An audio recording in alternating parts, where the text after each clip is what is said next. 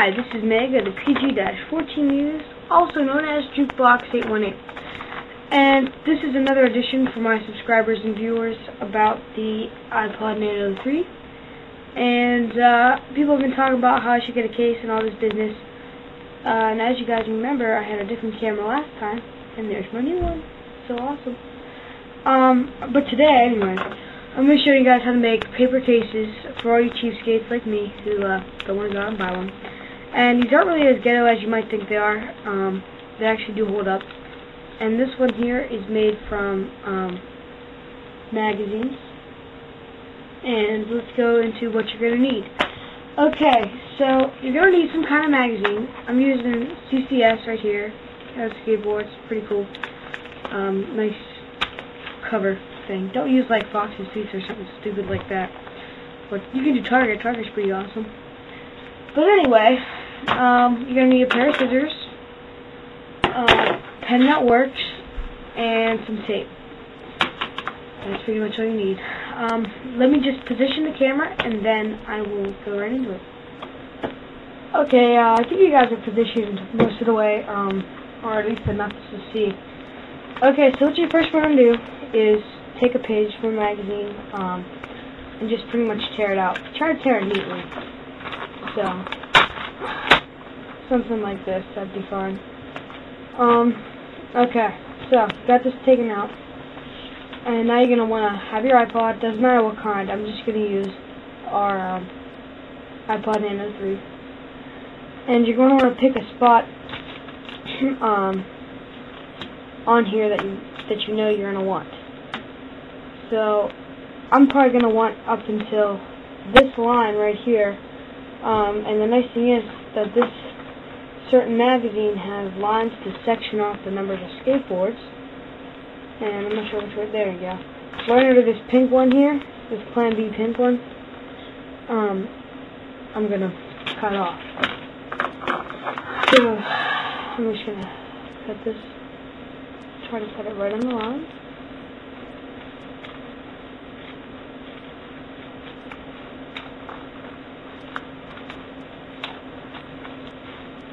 Alright, so, now I got the section I want. And I can just throw that out. Okay, so here we go. And this is going to be turned into this in about a minute. So now we're going to take our iPod and lay it, turn the paper over, and lay it flat down like this. Alright, and we got to make sure it's the right width. Okay, it is. But we also have to make the screen. And so right here is my screen, and you can see it if I turn the iPod on. You might be able to barely see it through there. So from this board right here, this gray mystery board, to the costing board, these two boards are probably going to be cut out most of the way. Okay, so now what I'm going to do is I'm going to fold that over and then turn it over. Now here's the part that you have to be very careful about. It's tracing over the screen. So what you're going to have to do is do your best to find the top of the screen, and you could just pretty much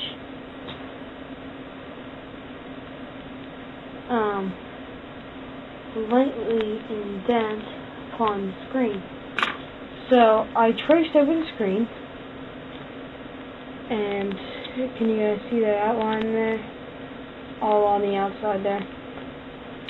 Okay, so now we have to cut it out. And to cut it out, you're going to take it off your iPod, of course, unwrap it, gently put it on the desk, and now your scissors again come into place, where you have to now shank your thing in here, right to the middle, make a little hole, flip that out like that. So you got a little leeway there. And gently cut, and I will come back after I'm done cutting.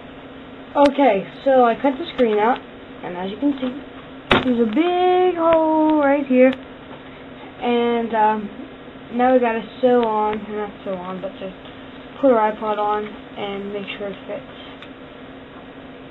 Try to do this without ripping the paper,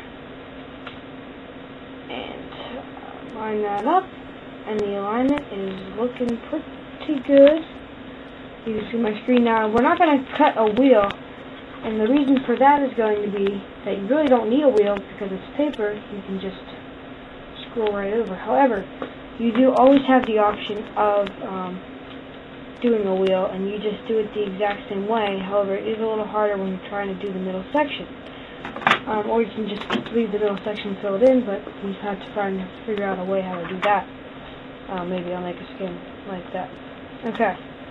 So now that we've done our rough fit, and that's what it's going to look like, we are going to fold it, pretty much crease it on both sides, so that we got that, and lay it flat down however we want it to look. So here we go. This is going to be just like this. Get to line up the edges, and my tape isn't here. I'll pull that out. So give me a second to do that. Okay, so I fixed the tape, and there it is right there. And I'm going to rip the piece off, and for now just stick it on the side of the desk while I line my corners up. Okay, so the corners are lined up, everything is looking good, the screen's fitting, and now I have to be very careful to make sure I do this tight. I have to hold that, make sure the corners are together, start at the top, and gently come down like that. And it's a little bubbly because the tape job wasn't very good, but this itself is pretty good. I mean, it'll work. And here's your paper iPod case. You can still use the wheel and menu. As you guys can see, I'm using the wheel. No problem. If you guys have any questions or need more instruction on how to make a paper iPod skin, please let me know, and go fast. I'm going to show you my other one in there. Oh, here we go. Okay, I'm going to slide it up through here, like this, and there you go. That's your new iPod case. Like I said, it'll work. You can still use the buttons there. Still scrolls. No problem, scrolls with these. Okay then, this has been Meg of the PG14 News, saying thanks for watching, and I hope you guys learn how to make an iPod paper case. Again, here it is right here. If you guys have any questions, just ask. Next week I'm going to be showing, or next time I'll be showing you guys how to make a iPod stand rather than one of these out of a playing card, and that should be very interesting. Well, okay, till next time, this is Meg reporting out. Thanks for watching again.